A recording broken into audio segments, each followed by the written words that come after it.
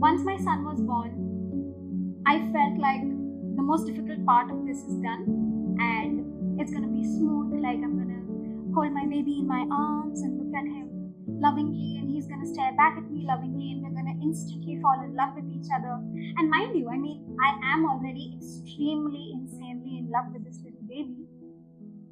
And yet, it slowly starts to dawn on me that yes, I do love you.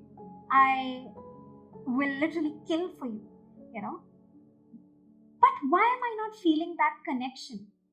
Because it made me realize at the end of the day that you're a stranger. You're mine, you're my child. I literally pushed you out of my vagina, but you're a stranger to me. I don't know you.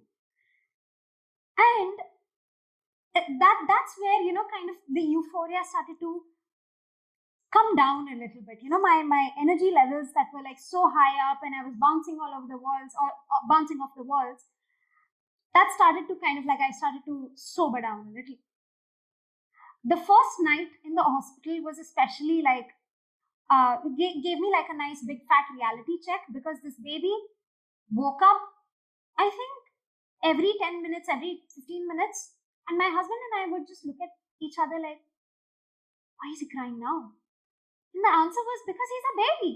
He's either hungry, has a poopy diaper or a wet diaper, or he's just uncomfortable. I mean, imagine this little baby who has been in the womb, constantly rocked and cradled and warm and cozy and snug, is suddenly, put into this environment that's cold, and, he's away from his mom. And obviously, I know that now.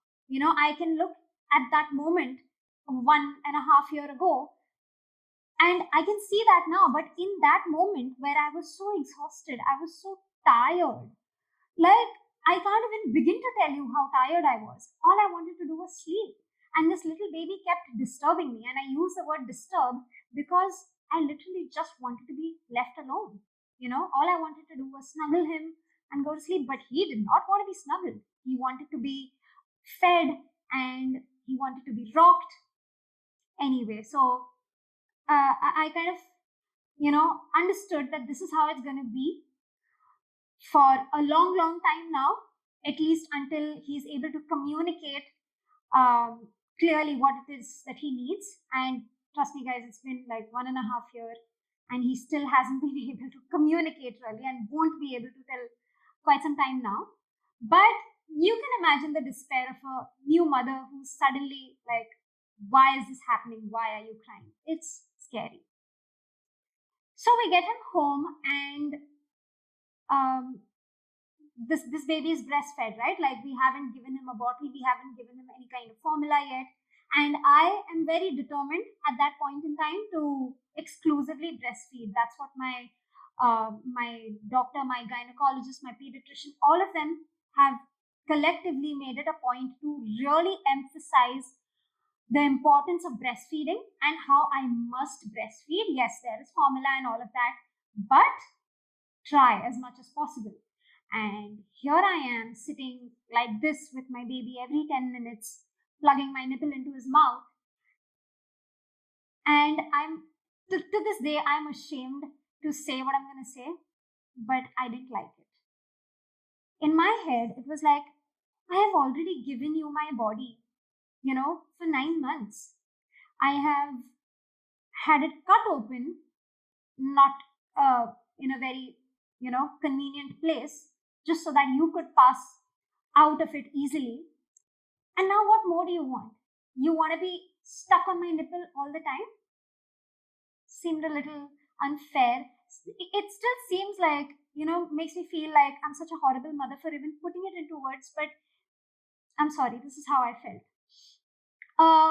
The feeling of not liking breastfeeding was so jarring to me, because up until then, all I had ever known about breastfeeding was that it's going to be the super simple, easy, absolutely organic experience where you and your baby bond instantly, fall in love with each other, stare into each other's eyes, and he's fed.